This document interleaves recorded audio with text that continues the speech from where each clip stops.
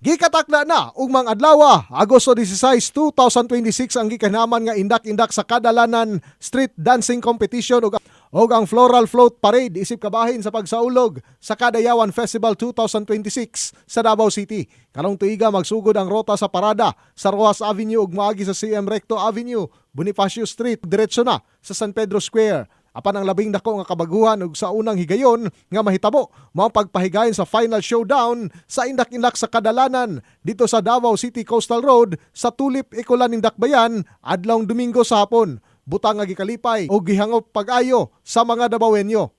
Nindot among kabaguhan karong tuiga kay mas dako ang lugar sa Coastal Road ug mas hayahay alang sa mga mananaway ug mga contingents. Pedro Square manggod medyo guot. Sa coastal is dako. So uyon ka. Yes, okay ra. Sa coastal kay hawan man sad kayo pero mas dool man gud sa mua kami mga agdaw dool man gud sa San Pedro. Okay.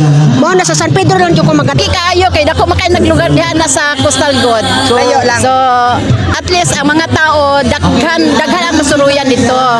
Pagkaon, paghuman, napoy mga dulaan sa mga bata. Sa kasamtangan, ana sa 13, ka mga contingent ang magtigi sa indak-indak din 5 nini ang school-based og 8 sa open category. Samtang duna na usay napulo ka mga inisyal nga partisipante alang sa floral float competition. Gilao man ang masugot nga seguridad ug dagsa nga mga turista alang sa maong mabulukon nga selebrasyon. In the heart of changing lives, ako si Brigada Julius Pacot alang sa 93.1 Brigada News FM Davao, The Music and News Authority.